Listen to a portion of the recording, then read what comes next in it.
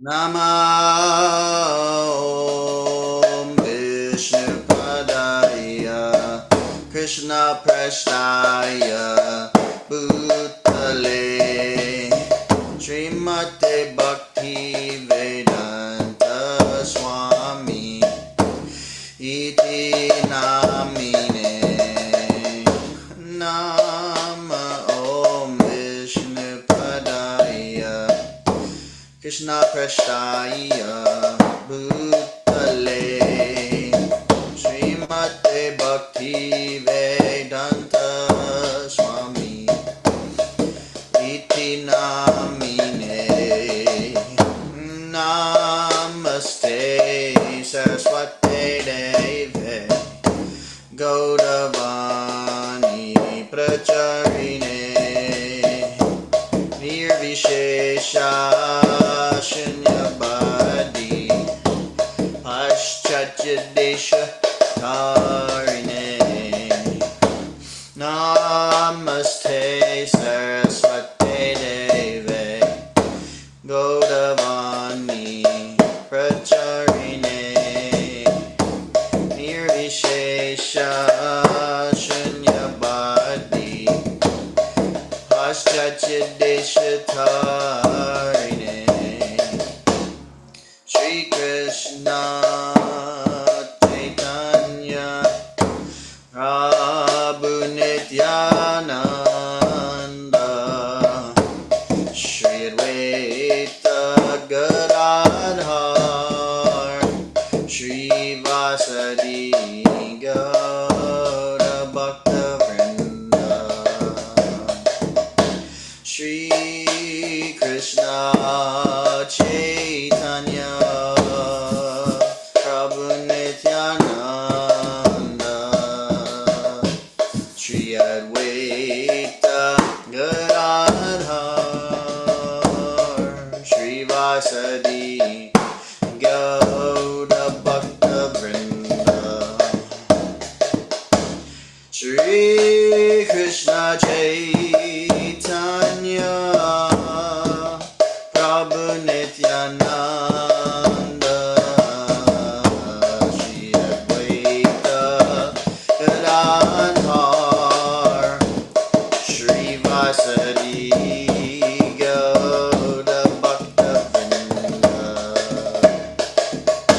Shri Krishna Chaitanya Prabhu Nityananda Shri Advaita Gadadhar Shri Vasadi Gaura Bhakta Vrinda Shri Krishna Chaitanya Prabhu Nityananda Shri Advaita Gadadhar Shri Vasadi Gaura Bhakta Vrinda Shri Krishna Chaitanya Prabhu Nityananda Shri Advaita Gadadhar Shri Vasadi Gaura Bhakta Vrinda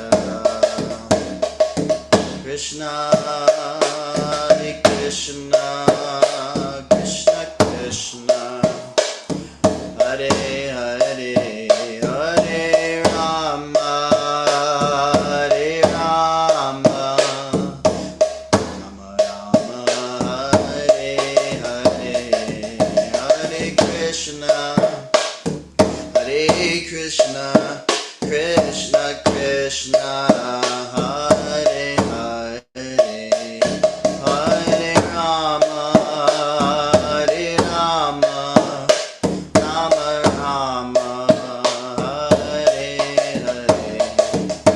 Hare Hare Krishna Krishna Krishna Hare Hare Hare Rama Hare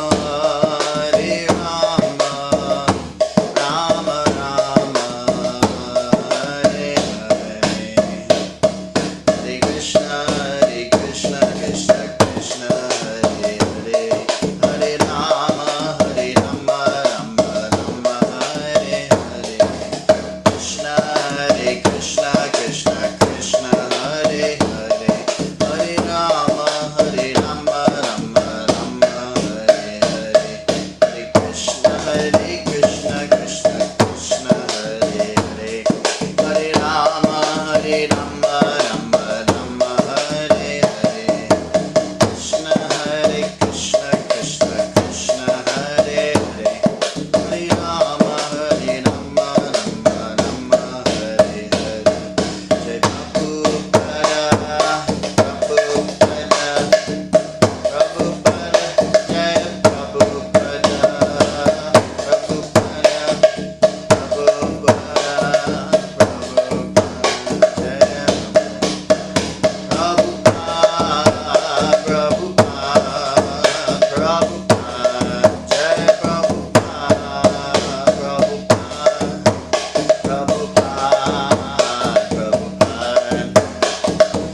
Nitai Gaura Hari Bol, Hari Bol, Hari Bol, Gaura Hari Bol, Hari Bol, Hari Bol, Nitai Gaura Hari Bol, Hari Bol, Hari Bol, Gaura Hari Bol, Hari Bol, Hari Bol, Nitai Gaura Hari Bol.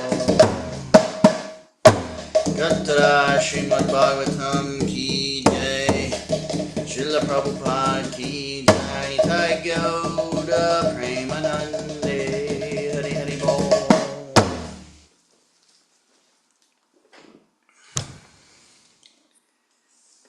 Hare Krishna, everyone.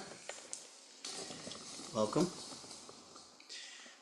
We have Aruna Lochana Prabhu. Hare Krishna. Thank you so much, Prabhu, for tuning in. Hope you're well. And we have Kala Prabhu also here. Hari Bol. I think he's on his way over here. Hare Krishna. And that's all for now. And I'd also like to welcome everyone who may tune in later on YouTube. Very grateful for all of you to be here. Broadcasting live from Henrysburg, aka Egypt Valley, Ohio, also known as my house. And we have Jagannath Baladev Subhadra here, Vamandev. We have the Lord's cows. And we're just very grateful to be here to hear. I'm going to continue on in Srimad Bhagavatam in Canto 1, Chapter 12, Text 34. 1:12:34, if anybody wants to follow. And so, just diving right in here, starting with the invocation. Please repeat if you can. Om Namo Bhagavate Vasudevaya. Om Namo Bhagavate Vasudevaya. Om Namo Bhagavate Vasudevaya. Narayanam namaskritya narang chaiva narottamam devim saraswatim vyasam tato jayam udirayat. Shrinvatam swakata Krishna punya shravana kirtana hridyantasto yabhadrani vidhunoti suhrit satam nashta prayeshva badreshu nityam bhagavata sevaya Bhagavatyuttama shloke bhaktir bhavati naishtiki.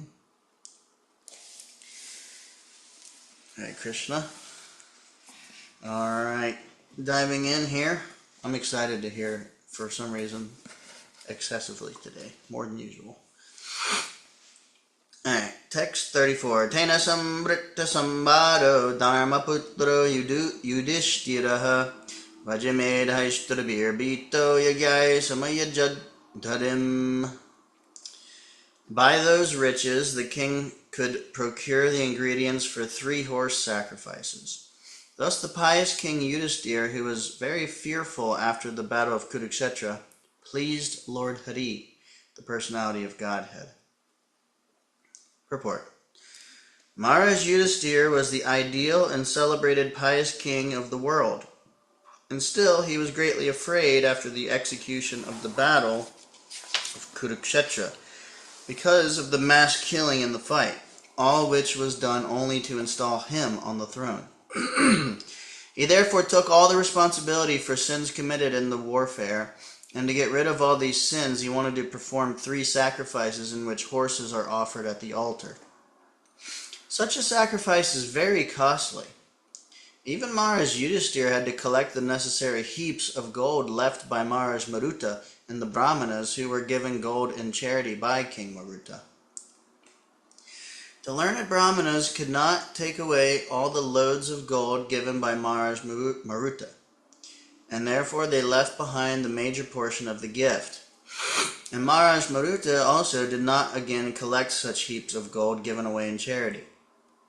Besides that, all the golden plates and utensils which were used in the sacrifice were also thrown in the dustbins, and all such heaps of gold remained unclaimed property for a long time, until Maharaj Yudhisthira collected them for his own purposes. Lord Sri Krishna advised the brothers of Maharaj Yudhisthira to collect the unclaimed property because it belonged to the king. The more astonishing thing is that no subject of the state also collected such unclaimed gold for industrial enterprise or anything like that. This means that the state citizens were completely satisfied with all necessities of life and therefore not inclined to accept unnecessary productive enterprises for sense gratification. Maharaj Yudhisthira also requisitioned the heaps of gold for performing sacrifices and for pleasing the Supreme Hari, personality of Godhead. Otherwise, he had no desire to collect them for the state treasury. One should take lessons from the acts of Maharaj Yudhisthira. He was afraid of sins committed on the battlefield, and therefore he wanted to satisfy the supreme authority. This indicates that unintentional sins are also committed in our daily occupational discharge of duties. And to counteract even such unintentional crimes, one must perform sacrifices as they are recommended in the revealed scriptures. The Lord says in Bhagavad Gita, Yagyartat karmano nyatra lokoyang karma bandhanaha, that one must perform sacrifices recommended in the scriptures in order to get rid of commitments of all unauthorized work, or even unintentional crimes which we are apt to commit.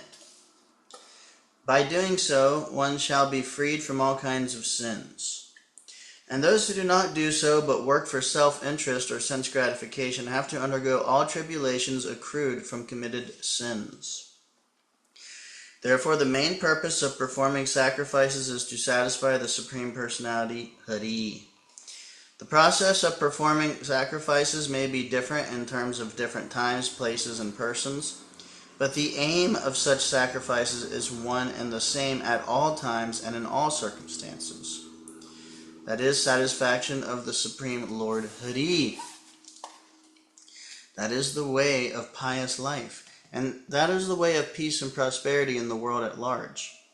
Maharaj Yudhisthira did all these as the ideal pious king in the world.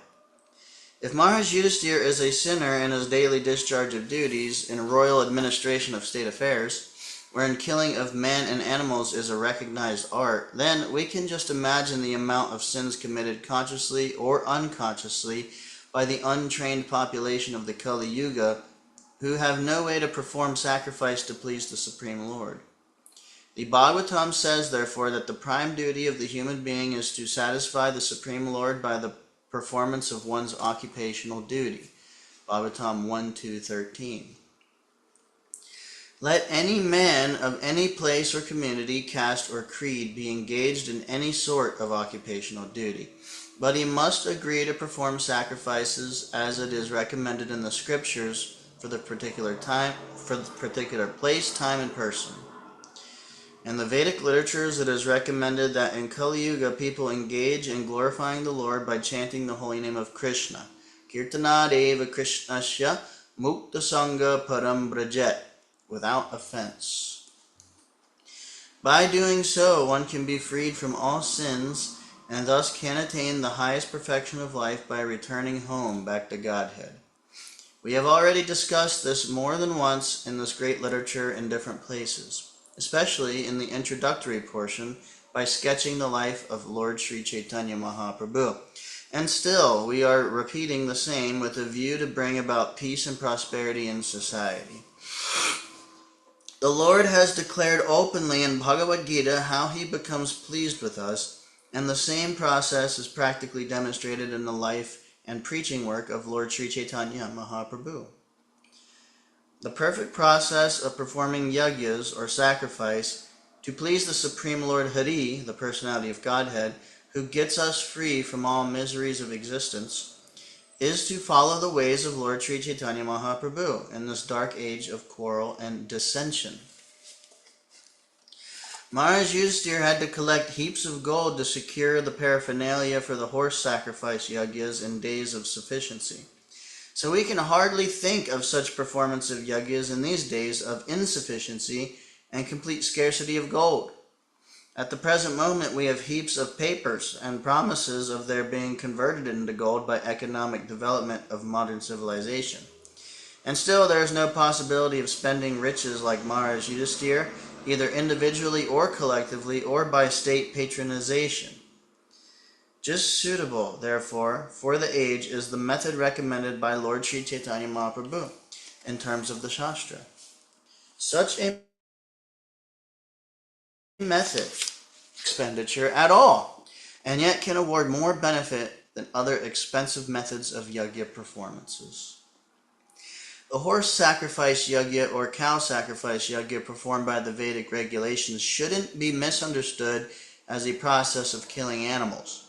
On the contrary, animals offered for the yajna were rejuvenated to a new span of life by the transcendental power of chanting the Vedic hymns, which, if properly chanted, are different from what is understood by the common layman.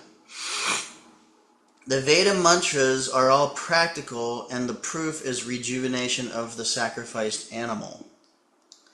There is no possibility of such methodical chanting of the Vedic hymns by the so-called brahmanas or priests of the present age. The untrained descendants of the twice-born families are no more like their forefathers, and thus they are counted amongst the Shudras or once-born men. The once-born man is unfit to chant the Vedic hymns, and therefore there is no practical utility of chanting the original hymns. And to save them all, Lord Sri Chaitanya Mahaprabhu propounded the Sankirtan movement or yajna for all practical purposes, and the people of the present age are strongly recommended to follow this sure and recognized path. Text 35. Ahuto Bhagavan Nuragya Yajayitvad Nrapam Uvasakata Chinmasan Sahridam Priyakam Yaya. Lord Sri Krishna, the personality of Godhead, being invited to the sacrifices by Maharaj Yudhisthira, saw to it that they were performed by qualified, twice-born brahmanas. After that, for the pleasure of the relatives, the Lord remained a few months. Purport. Lord Sri Krishna was invited by Maharaj Yudhisthira to look into the supervision of the performances of yajna, and the Lord, to abide by the orders of his elderly cousin, caused the performance of yajnas by learned twice-born brahmanas. Simply taking birth in the family of a Brahmin does not make one qualified to perform yajnas. One must be twice born by proper training and initiation from the bona fide acharya. The once-born scions of Brahmana families are equal with the once-born Shudras, and such Brahma Bandhus or unqualified once-born scions must be rejected for any purpose of religious or Vedic function. Lord Sri Krishna was entrusted to look after this arrangement, and perfect as he is, he caused the yajnas to be performed by the bona fide twice-born brahmanas for successful execution. Text 36. Tato ragya vyanugyata krishnaya saha bandhubi yayadvaravatim brahman sarjuna yadubir vrataha. O Shaunaka, thereafter the Lord, having bade farewell to King Yudhisthira, Draupadi, and other relatives, started for the city of Dwarka, accompanied by Arjuna and other members of the Yadu dynasty. Thus end the Bhaktivedanta purports of the first canto, 12th chapter of the Srimad Bhagavatam, entitled Birth of Emperor Parikshit. Yay! Sadhus, sadhus.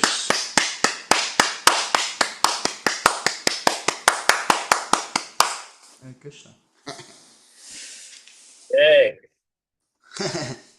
Bhagavatam, Vasudev. Jay, I want to share anything, G, while you're there? No, I may ask a question later, but I'm still en route, so Okay.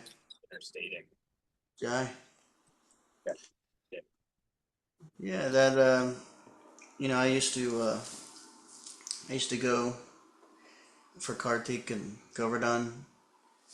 Vaisheshika Prabhu has a reading vrat there, and I used to go. I've gone multiple times, and after we finish a chapter, everybody would clap. And so I don't know, just want to keep that going. And then my Guru Maharaj said that clapping will free us from sex desire. I didn't ask how, but I just believed him. So for some reason I always remember that. It's like a good thing. Appreciating. Okay. Chapter 13, Dhritarashtra quits home. Sutta vacha viradastirtha yatrayam maitreyadatmano gatim yadvagadastinapuram tvayavapta vivitsataha. Sri Sutta Goswami said, while traveling on a pilgrimage, Vidura received knowledge of the destination of the self from the great sage Maitreya, and then returned to Hastinapur. He became as well versed in the subject as he desired. Purport. Vidura, one of the prominent figures in the history of the Mahabharata. He was conceived by Vyasadeva in the womb of the maidservant of Ambika, mother of Maharaj Pandu. He is the incarnation of Yamaraj. Being cursed by Manduka Muni, he was to become a Shudra. The story is narrated as follows.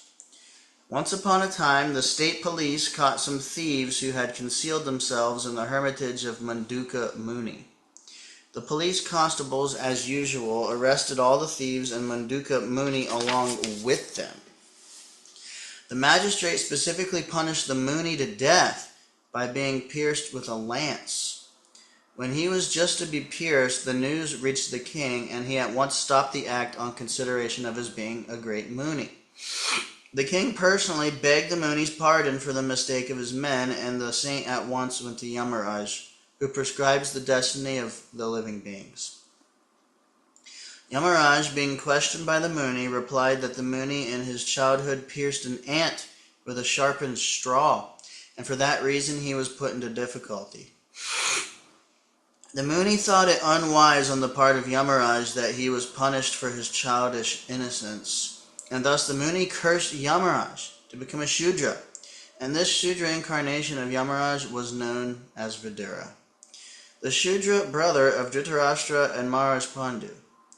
But this Shudra son of the Kuru dynasty was equally treated by Bhishma Dev along with his other nephews, and in due course Vidura was married with a girl who was also born in the womb of a Shudrani by a Brahmana. Although Vidura did not inherit the property of his father, the brother of Bhishma Dev, still he was given sufficient state property by Dhritarashtra, the elder brother of Vidura. Vidura was very much attached to his elder brother, and all along he tried to guide him on the right path. During the fratricidal war of Kurukshetra, Vidura repeatedly implored his elder brother to do justice to the sons of Pandu. But Duryodhana did not like such interference by his uncle, and thus he practically insulted Vidura. This resulted in Vidura's leaving home for pilgrimage and taking instructions from Maitreya. X2. Yavata kritavan prashnan kshata kaushadavagrataha jataika bhaktir govinde tabhyascha paramaha. After asking various questions and becoming established in the transcendental loving service of Lord Krishna, Vidura retired from putting questions to Maitreya Muni. Purport. Vidura retired from putting questions before Maitreya Muni when he was convinced by Maitreya Rishi that the summum bonum of life is to be finally situated in the transcendental loving service of Lord Sri Krishna, who is Govinda, or one who satisfies his devotees in all respects. The conditioned soul, the living being in material existence, seeks happiness by employing his senses in the modes of materialism. But that cannot give him satisfaction. He then searches after the supreme truth by the empiric, philosophic, speculative method and intellectual feats. But if he does not find the ultimate goal, he again goes down to material activities and engages himself in various philanthropic and altruistic works, which all fail to give him satisfaction. So neither fruitive activities nor dry philosophical speculation can give one satisfaction, because by nature a living being is the eternal servitor of the Supreme Lord Sri Krishna, and all the Vedic literatures give him direction towards that ultimate end. The Bhagavad Gita 15:15 confirms this statement.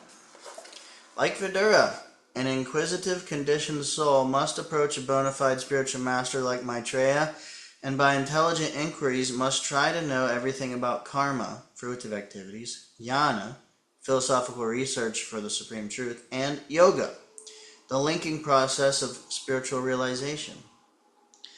One who is not seriously inclined to put questions before a spiritual master need not accommodate a show bottle spiritual master, nor should a person who may be a spiritual master for others pose to be so if he is unable to engage his disciple ultimately in the transcendental loving service of Lord Sri Krishna.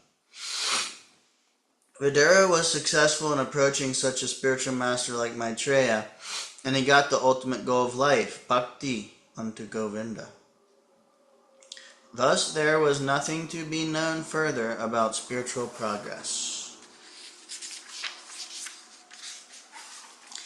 Tam bandhum agatam drisva dharmaputra sahanujaha tartarastra yuyutsuscha sutasaradvutta prata Gandhari Draupadi Brahman Subhadra Chatara Kripi Anyascha Jamaya Pandur Nyataya Sashuta Striyaha. When they saw Vidura return to the palace, all the inhabitants, Maharaj Yudhisthira, his younger brothers, Dhritarashtra, Satyaki, Sanjaya, Kripacharya, Kunti, Gandhari, Draupadi, Subhadra, Uttara, Kripi, many other wives of the Kauravas, and other ladies with children, all hurried to him in great delight. It so appeared that they had regained their consciousness after a long period. Purport. Gandhari, the ideal chaste lady in the history of the world. She was the daughter of Maharaj Shubala, the king of Gandhar, now Kandahar and Kabul. And in her maiden state she worshipped Lord Shiva. Lord Shiva is generally worshipped by Hindu maidens to get a good husband. Gandhari satisfied Lord Shiva, and by his benediction to obtain 100 sons, she was betrothed to Dhritarashtra, despite his being blind forever. When Gandhari came to know that her would-be husband was a blind man, to follow her life companion, she decided to become voluntarily blind. So she wrapped up her eyes with many silk linens, and she was married to Dhritarashtra under the guidance of her elder brother Shakuni. She was the most beautiful girl of her time, and she was equally qualified by her womanly qualities, which endeared every member of the Kaurava court. But despite all her good qualities, she had the natural frailties of a woman, and she was envious of Kunti when the latter gave birth to a male child. Both the queens were pregnant, but Kunti first gave birth to a male child. Thus Gandhari became angry and gave a blow to her own abdomen. As a result, she gave birth to a lump of flesh only. But since she was a devotee of Vyasadeva, by the instruction of Vyasadeva, the lump was divided into 100 parts, and each part gradually developed to become a male child.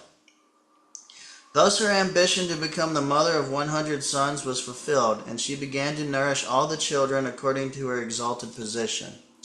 When the intrigue of the battle of Kurukshetra was going on, she was not in favor of fighting with the Pandavas. Rather, she blamed Dhritarashtra, her husband, for such a fratricidal war. She desired that the state be divided into two parts, for the sons of Pandu and her own. She was very affected when all her sons died in the battle of Kurukshetra, and she wanted to curse Bhimasena and Yudhisthira, but she was checked by Vyasadeva. Her mourning over the death of Duryodhana and Dushasana before Lord Krishna was very pitiful, and Lord Krishna pacified her by transcendental messages. She was equally aggrieved on the death of Karna, and she described to Lord Krishna the lamentation of Karna's wife. She was pacified by Srila Vyasadeva when he showed her dead sons, then promoted to the heavenly kingdoms. She died along with her husband in the jungles of the Himalayas, near the mouth of the Ganges. She burned in a forest fire. Maharaj Yudhisthira performed the death ceremony of his uncle and aunt. Prita, daughter of Maharaj Shrodasena and sister of Vasudeva, Lord Krishna's father. Later, she was adopted by Maharaj Kunti Bhoja, and hence she is known as Kunti. She is the incarnation of the success potency of the personality of Godhead. The heavenly denizens from the upper planets used to visit the palace of King Kunti Bhoja, and Kunti was engaged for their reception. She also served the great mystic sage Durvasa, and being satisfied by her faithful service, Durvasa Muni gave her a mantra by which it was possible for her to call for any demigod she pleased. As a matter of inquisitiveness, she at once called for the sun god, who desired couplement with her, but she declined. But the sun god assured her immunity from virgin adulteration, and so she agreed to his proposal. As a result of this couplement, she became pregnant, and Karna was born by her. By the grace of the sun, she again turned into a virgin girl, but being afraid of her parents, she quitted the newly born child, Karna. After that, when she actually selected her own husband, she preferred Pandu to be her husband. Maharaj Pandu later wanted to retire from family life and adopt the renounced order of life. Kunti refused to allow her husband to adopt such life, but at last Maharaj Pandu gave her permission to become a mother of sons by calling some other suitable personalities. Kunti did not accept this proposal at first, but when vivid examples were set by Pandu, she agreed. Thus, by dint of the mantra awarded by Durvasa Muni, she called for Dharmaraj, and thus Yudhisthira was born. She called for the demigod Vayu, air, and Bhima was born. She called for Indra, the king of heaven, and thus Arjuna was born. The other two sons, namely Nakula and Sahadev, were begotten by Pandu himself in the womb of Madri. Later on, Maharaj Pandu died at an early age, for which Kunti was so aggrieved that she fainted. Two co-wives, namely Kunti and Madri, decided that Kunti should live for the maintenance of the 5 minor children, the Pandavas, and Madri should accept the sati rituals by meeting voluntary death along with her husband. This agreement was endorsed by great sages like Shutasringa and others present on the occasion. Later on, when the Pandavas were banished from the kingdom by the intrigues of Duryodhana, Kunti followed her sons, and she equally faced all sorts of difficulties during those days. During the forest life, one demon girl, Hidimba, wanted Bhima as her husband.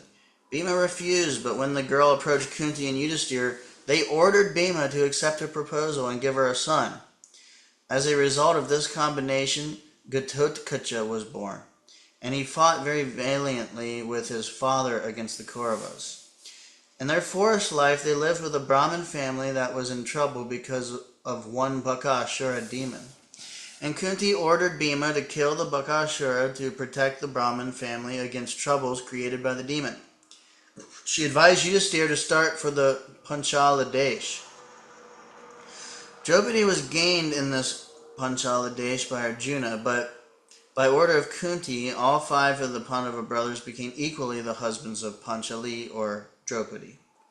She was married with 5 Pandavas in the presence of Vyasadeva. Kunti Devi never forgot her first child Karna, and after Karna's death in the battle of Kurukshetra, she lamented and admitted before her other sons that Karna was her eldest son prior to her marriage with Maharaj Pandu. Her prayers for the Lord after the battle of Kurukshetra, when Lord Krishna was going back home, are excellently explained. Later, she went to the forest with Gandhari for severe penance. She used to take meals after each 30 days.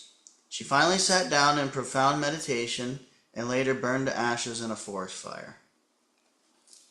Draupadi, the most chaste daughter of Maharaj Drupada and partly an incarnation of goddess Sachi, the wife of Indra. Maharaj Drupada performed a great sacrifice under the superintendence of the sage Yaja. By his first offering, Dristadumna was born, and by the second offering, Draupadi was born. She is therefore the sister of Dristadumna, and she is also named Panchali. The 5 Pandavas married her as a common wife, and each of them begot a son in her. Maharaj Yudhisthira begot a son named Pratibhit. Bhimasena begot a son named Shrutasoma. Arjuna begot Shrutakirti. Nakula begot Shatanika. And Sahadev begot Shrutakarma. She is described as a most beautiful lady equal to her mother-in-law Kunti. During her birth, there was an arrow message that she should be called Krishna. The same message also declared that she was born to kill many a Kshatriya. By dint of her blessings from Shankara, she was awarded 5 husbands, equally qualified. When she preferred to select her own husband, princes and kings were invited from all the countries of the world. She was married with the Pandavas during their exile in the forest, but when they went back home, Maharaj Drupada gave them immense wealth as a dowry. She was well received by all the daughters-in-law of Dhritarashtra. When she was lost in a gambling game, she was forcibly dragged into the assembly hall, and an attempt was made by Dushasana to see her naked beauty, even though there were elderly persons like Bhishma and Drona present. She was a great devotee of Lord Krishna, and by her praying, the Lord himself became an unlimited garment to save her from the insult. A demon of the name Jatashura kidnapped her, but her second husband, Bhimasena, killed the demon and saved her. She saved the Pandavas from the curse of Maharshi Durvasa by the grace of Lord Krishna. When the Pandavas lived incognito in the palace of Virata, Kichaka was attracted by her exquisite beauty, and by arrangement with Bhima, the devil was killed and she was saved. She was very much aggrieved when her 5 sons were killed by Ashwatthama. At the last stage, she accompanied her husband Yudhisthira and others and fell on the way. The cause of her falling was explained by Yudhisthira, but when Yudhisthira entered the heavenly planet, he saw Draupadi gloriously present there as the goddess of fortune in the heavenly planet. Subhadra, daughter of Vasudeva and sister of Lord Sri Krishna. She was not only a very dear daughter of Vasudeva, but also a very dear sister to both Krishna and Baladev. The 2 brothers and sister are represented in the famous Jagannath temple of Puri, and the temple is still visited by thousands of pilgrims daily. This temple is in remembrance of the Lord's visit at Kurukshetra during an occasion of solar eclipse and his subsequent meeting with the residents of Vrindavan.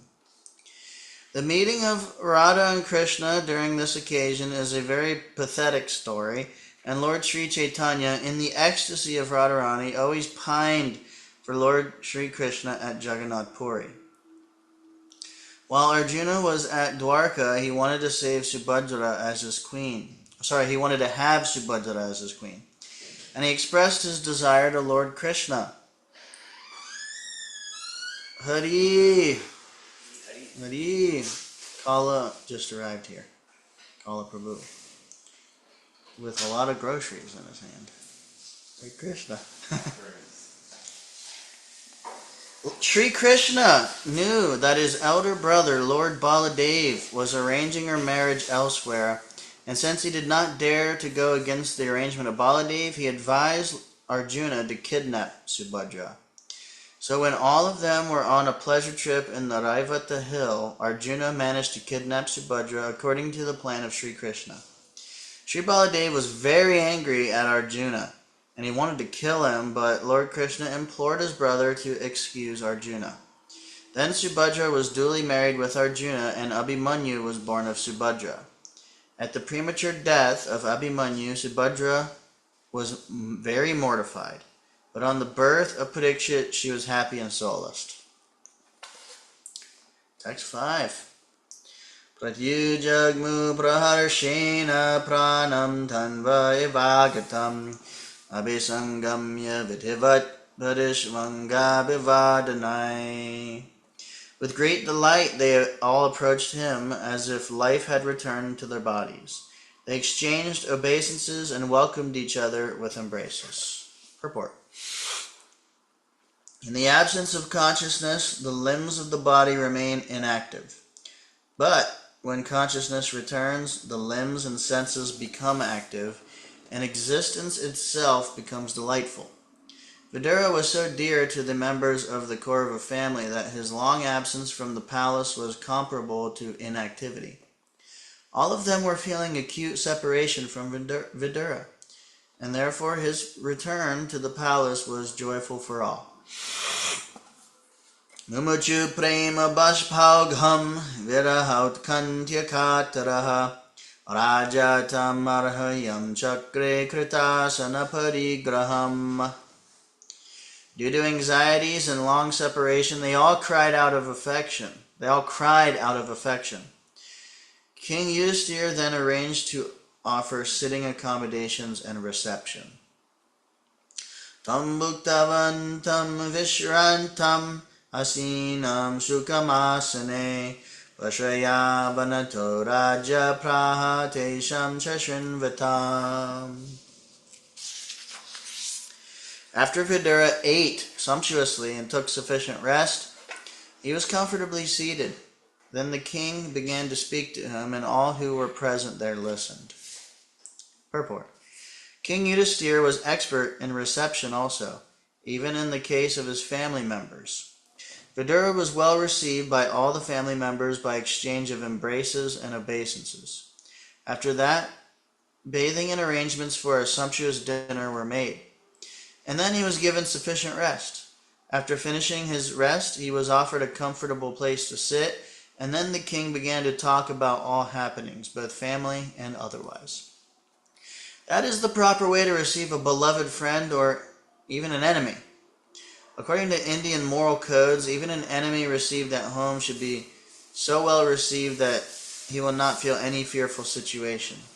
An enemy is always afraid of his enemy, but this should not be so when he is received at home by his enemy. This means that a person, when received at home, should be treated as a relative, so what to speak of a family member like Vidura, who is a well-wisher for all the members of the family. Thus Yudhisthira Maharaj began to speak in the presence of all the other members. Hare Krishna. Let me check here. Okay. Hari Bol. Hare Krishna.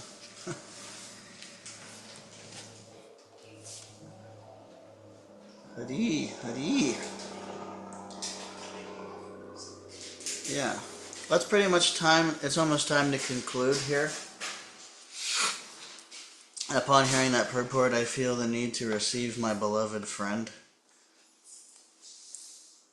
and one of my, basically, gurus. Hare Krishna. Should I stop? Should we hear just a little more? Or? You could still do a little more. I'm just making some offerings. Yeah, I'll just maybe one more verse and purport. Or if it's really getting nectar, maybe two. Hare Krishna. Alright.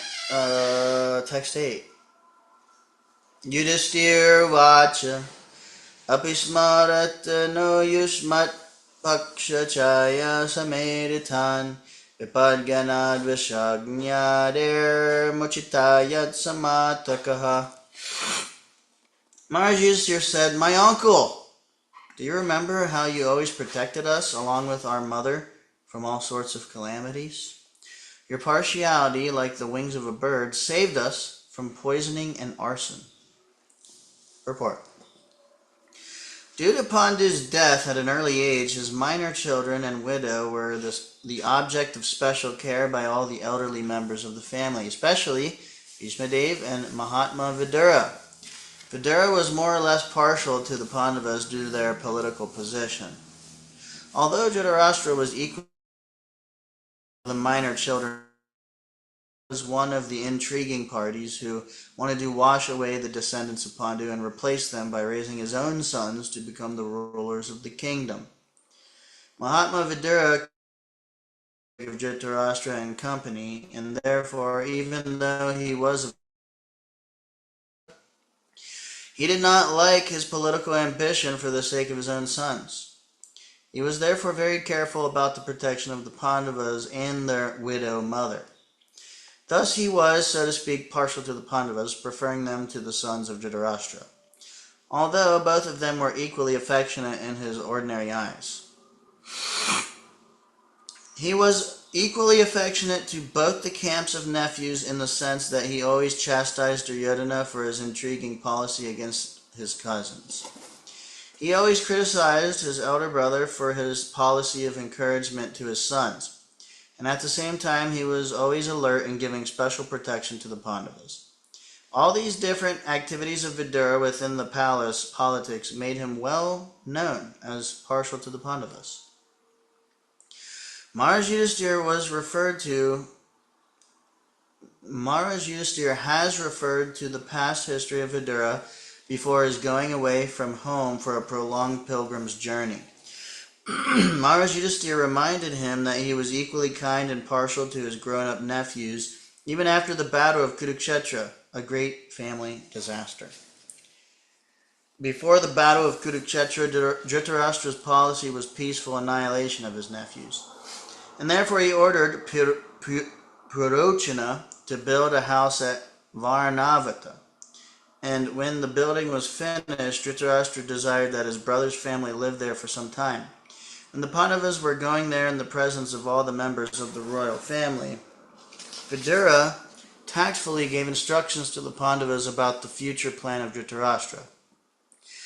This is specifically described in the Mahabharata Adiparva 114. He directly hinted, "A weapon not made of steel or any other material element can be more than sharp to kill an enemy, and he who knows this is never killed." That is to say, he hinted that the party of the Pandavas was being sent to Varanavata to be killed, and thus he warned Yudhisthira to be very careful in their new residential palace. He also gave indications of fire and said that fire cannot extinguish the soul but can annihilate the material body. But one who protects the soul can live. Kunti could not follow such indirect conversations between Maharaj Yudhisthira and Vidura. And thus, when she inquired from her son about the purport of the conversation, Yudhisthira replied that from the talks of Vidura, it was understood that there was a hint of fire in the house where they were proceeding. Later on, Vidura came in disguise to the Pandavas and informed them that the housekeeper was going to set fire to the house on the 14th night of the waning moon.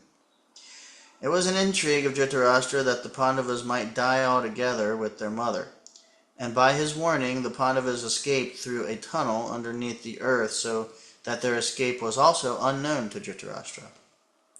So much so that after the setting the fire, the Kauravas were so certain of the death of the Pandavas that Dhritarashtra performed the last rites of death with great cheerfulness.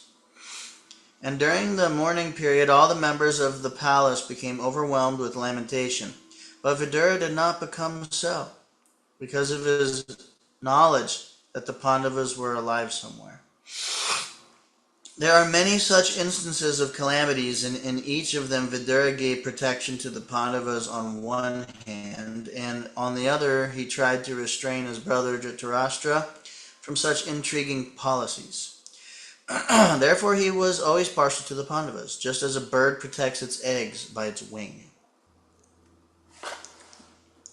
Kaya vritya vartitam vash chadadbhikshiti mandalam titani kshetra mukyani sevatani habhutale. While traveling on the surface of the earth, how did you maintain your livelihood? At which holy places and pilgrimage sites did you render service? Purport. Vidura went out from the palace to detach himself from household affairs, especially political intrigues. As referred to here and before, he was practically insulted by Duryodhana's calling him a son of a Shudrani, although it was not out of place to talk loosely in the case of one's grandmother. Vidura's mother, although a Shudrani, was the grandmother of Duryodhana, and funny talks are sometimes allowed between grandmother and grandchildren. But because the remark was an actual fact, it was unpalatable talk to Vidura, and it was accepted as a direct insult. He therefore decided to quit his paternal house and prepare for the renounced order of life. This preparatory stage is called Vanaprastha Ashram, or retired life for traveling and visiting the holy places on the surface of the earth.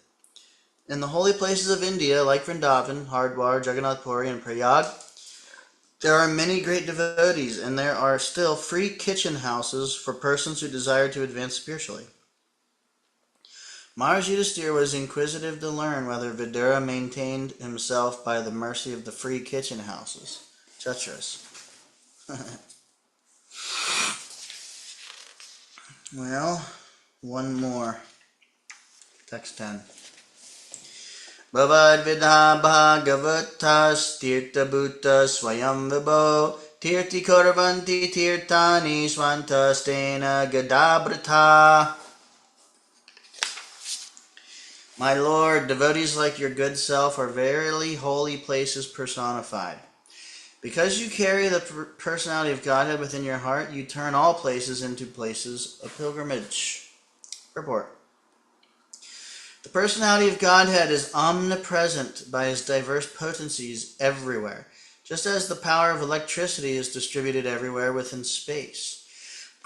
Similarly, the Lord's omnipresence is perceived and manifested by his unalloyed devotees like Vidura, just as electricity is manifested in an electric bulb. A pure devotee like Vidura always feels the presence of the Lord everywhere. He sees everything in the potency of the Lord and the Lord in everything. The holy places all over the earth are meant for purifying the polluted consciousness of the human being by an atmosphere surcharged with the presence of the Lord's unalloyed devotees. If anyone visits a holy place, he must search out the pure devotees residing in such holy places, take lessons from them, try to apply such instructions in practical life, and thus gradually prepare oneself for the ultimate salvation, going back to Godhead.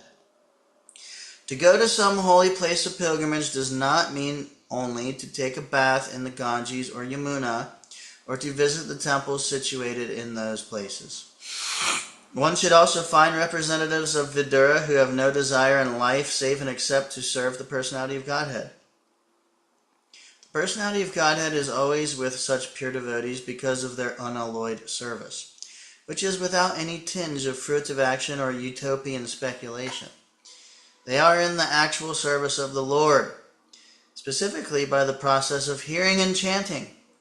The pure devotees hear from the authorities and chant, sing, and write of the glories of the Lord.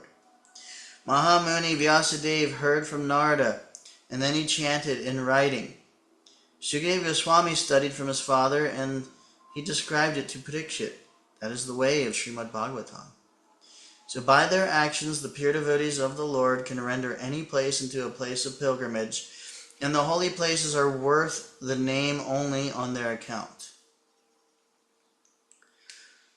Only on their account.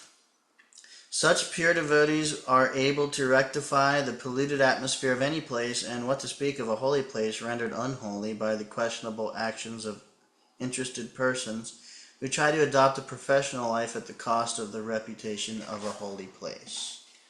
Interesting. Srila Prabhupada Ki Jai. I want to read that sentence again. Such pure devotees are able to rectify the polluted atmosphere of any place, and what to speak of a holy place rendered unholy by the questionable actions of interested persons who try to adopt a professional life at the cost of the reputation of a holy place. It's very specific. So what Prabhupada's saying there is,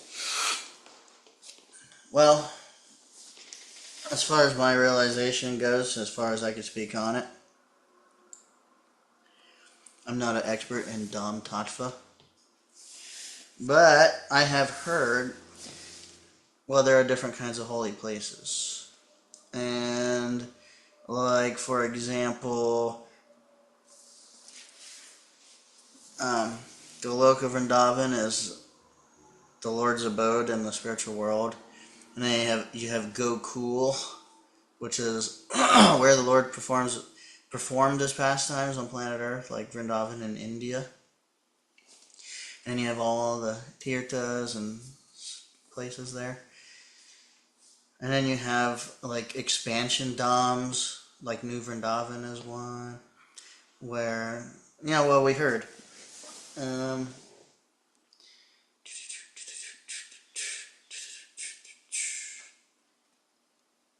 A pure devotee, like Vidura, always feels the presence of the Lord everywhere. That's not where I want. The Lord's omnipresence is perceived and manifested by his unalloyed devotees, like Vidura, just as electricity is manifested in an electric bulb. So basically, like Srila Prabhupada, being a pure devotee, can manifest the Lord's presence in a place and render any place into a tirtha or a place of pilgrimage. This is what the whole verse says. My Lord, devotees like your good self are verily holy places personified. Because you carry the personality of Godhead within your heart, you turn all places into places of pilgrimage. So, New Vrindavan is a good example of that with the by the potency of Srila Prabhupada. But the difference between New Vrindavan and Vrindavan in India is that the Lord didn't physically enact his pastimes there. It's not the physical location. So, like the difference between like an expansion dham like New Vrindavan, and there are many others, and the physical location where the Lord performed his pastimes is because it's the physical location where the Lord performed his pastimes. There's like an element of it's always manifest there. And then with the expansion dhams, it is said that it can sometimes be manifest and then sometimes be not manifest. And to me, it's very interesting. Just from my own experience, I spent most of my devotional life around New Vrindavan, or in and out of New Vrindavan, joined in New Vrindavan. And then to hear, pure devotees are able to rectify the polluted atmosphere of any place, what to speak of a holy place, rendered unholy by the questionable actions of interested persons who try to adopt a professional life at the cost of the reputation of a holy place. And it's very interesting because I have personally witnessed people going to New Vrindavan, and New Vrindavan has an element of almost like majesty, like majestic. I don't want to say grandeur, like big, like official kind of ethos in the temple. Like, for example, what I mean by that is, like I've seen like brand new devotees join, and then maybe very quickly be invited to some managerial meetings and be given a space for their opinions to be heard. And sometimes it's it's almost like the false ego kind of can take it in a way of like, wow, like, I'm like given some power on some level, of like control or like something like that within the community. And sometimes, like very subtly, it can kind of get to a person's head where they're gonna like make some big change and do something big because there's like that kind of feeling is there at first. Like the empowerment appears, the empowerment is there, like feeling of empowerment. And sometimes the false ego takes it a step further, and very subtly, people start to identify with some maybe position they've been given or some autonomy and something that they're doing or some project where they have control over resources and people and stuff like that. So sometimes very subtly, um, it's kind of like at the cost of the reputation of the holy place, or by the, like, for example, like even for myself, I used to do live readings on Facebook, and then I was asked to do it from the New Vrindavan page. And once I did that, as opposed to doing it from my personal page on Facebook, I started doing it from New Vrindavan, and all of a sudden my readings are being broadcast to like 50,000 people or something. So,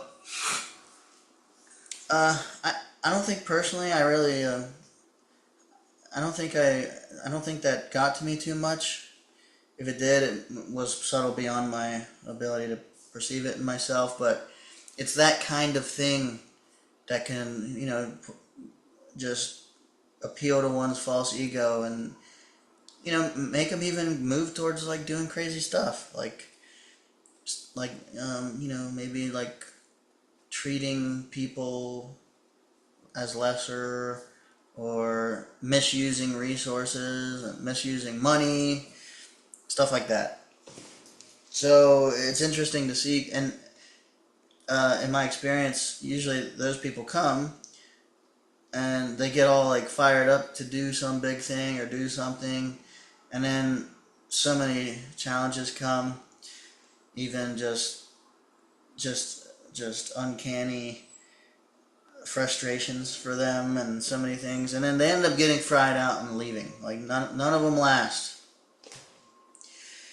And in observing that aspect or that phenomenon in the holy Dham there, we also observe. I have also observed um, extremely saintly devotees at the same time.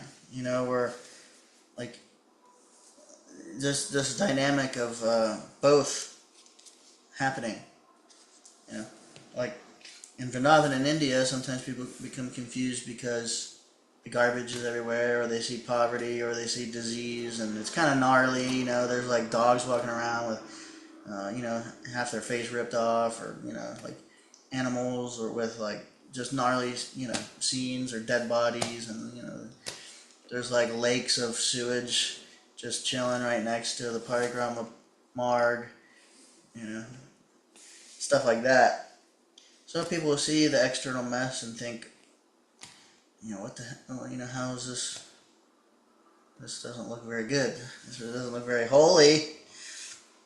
But, of course in Vrindavan specifically, what's going on beneath the surface is so strong and palpable to sincere persons that, devotees can see beyond the superficial stuff. In a place like New Vrindavan, you don't have all that stuff. It's like pretty well manicured, trash is cleaned up. You don't see you don't see like people suffering from diseases so much, at least physically. People are generally healthy. In fact, they're like, so well off, they just tend to get big and fat and, or whatever, prosperous, not impoverished so much. But, in New Vrindavan, we have like a subtle mess. I've said this before, probably not on the reading, but I probably shared this with Kala probably before. But you know, the interesting thing is like in India and Vrindavan, like the roots are in the Vedic culture. You know, there's a big mess externally. You know, some might see it as that. You know, with all the stuff, but you know, everybody is greeting each other, Radhe, Radhe, Hare Krishna. You know, and people are very Krishna conscious. And then, like in a place like New Vrindavan, um, you know, the roots are in the Western culture with the Vedic influence. It's like the opposite in some ways of like in India. And so you have like people going there, and you know, even residents not chanting Hare Krishna, or at least superficially. You know, it seems like there's so much uh, like subtle mess of like dissension, devotees not getting along, people complaining, stuff like that. And recently we had a meeting that I did not go to. That basically, from my understanding, it was like devotees voicing their concerns and mainly basically explaining why they wanted a particular leader of the community to be removed. And devotees were there, you know, a handful of devotees that felt that way, but there also were a handful of devotees in defense and who didn't feel that way, and so they were discussing, and I didn't go to it because I have been to those before, and I didn't really feel like I had much to contribute, or I didn't really see a big good reason for me to go personally. But actually, in hearing about it through other devotees, I actually developed more of an appreciation for what was taking place there. Because, you know, it's quite amazing that, you know, the devotees, some devotees are there, and it's superficially it looks like they're complaining, or you know, whatever, having a chip on their shoulder, or just whatever it may be, you know, creating problem because of whatever reason, you know, maybe, oh, you know, they might appear to us as, maybe they're looking at, like they're envious, or maybe they're just mad about something and taking, you know, projecting stuff, you know, projecting their stuff. Maybe some of it, yeah, actually they have valid concerns and reasons for frustration, and it may have come from this individual or whatever. You know, all that's going on. And then on the other side, you have like devotees trying to, well, first of all, they're facilitating the space for them to be heard. And then you have like other devotees who are trying to come to a consensus, who are, you know, even taking on like an onslaught of insults and stuff like that, and actually, you know, absorbing that energy. But you know, it's like actually, wow, to appreciate their service. You know, me personally, I really wouldn't want to do that. That's why I didn't go. I didn't want to hear it. But actually, I realized actually that's a more advanced position, is to you know, take the so-called negative, because this is all superficial what it looks like, but the whole thing is both. It's all Dom activities. It's like Nuvadav and Dom.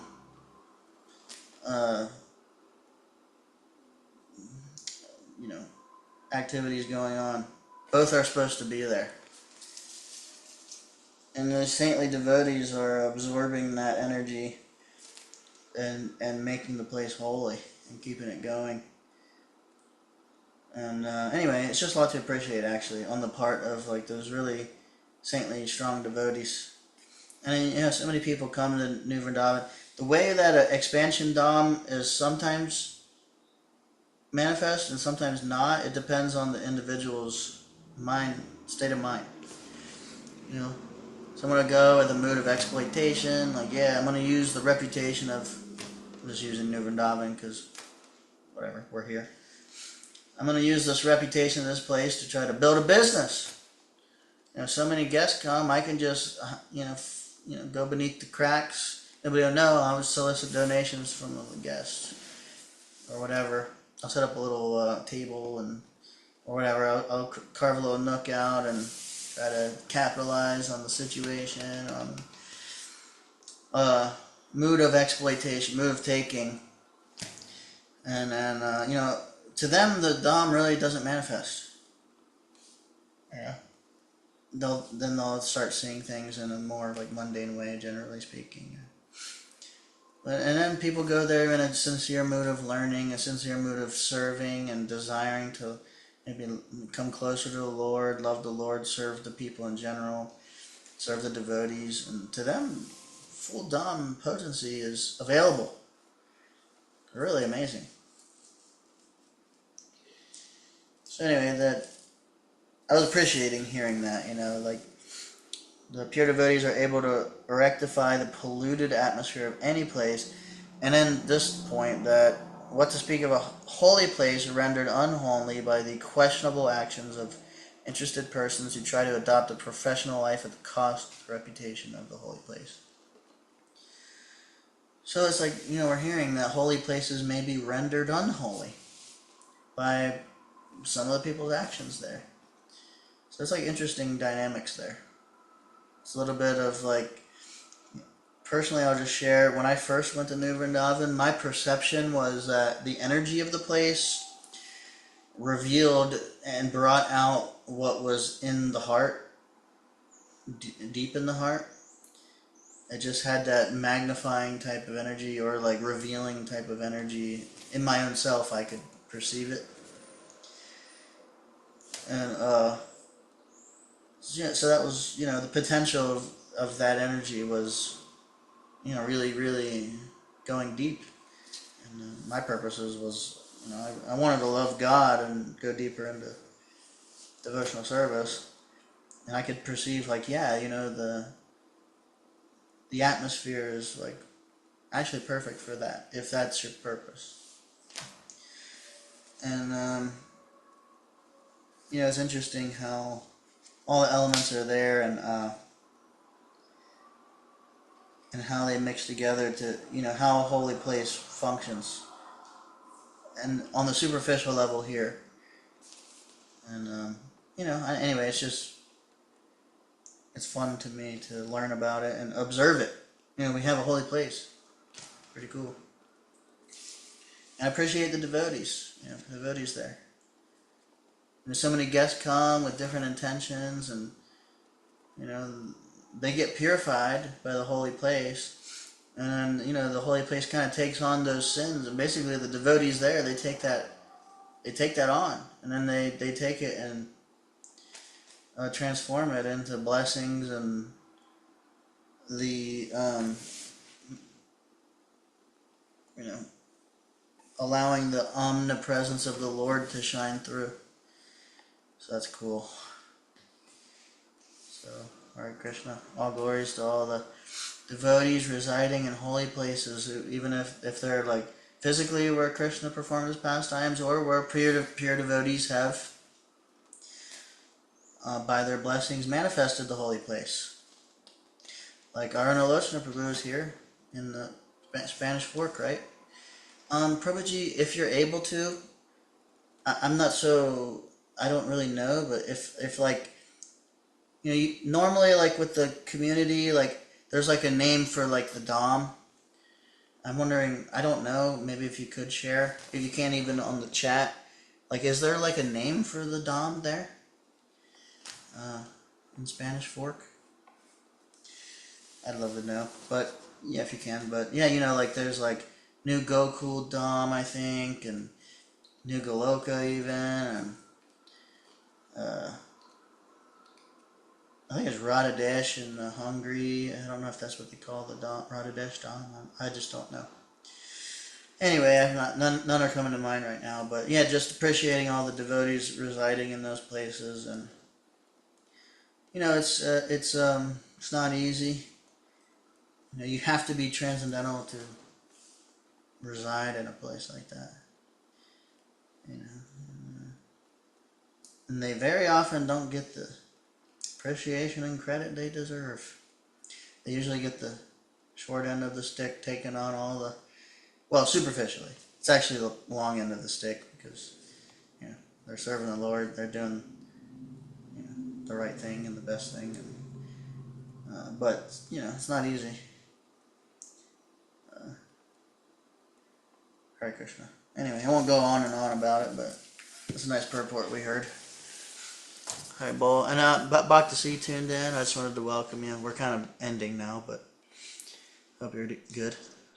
Nice. I like what I heard. It was great. Jay.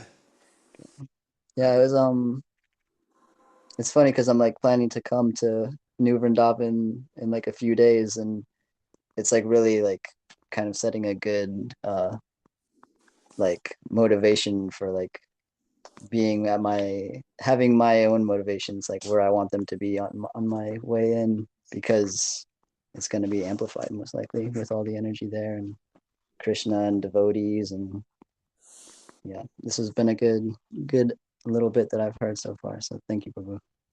Jay, yeah. Set a song culpa. Better come correct.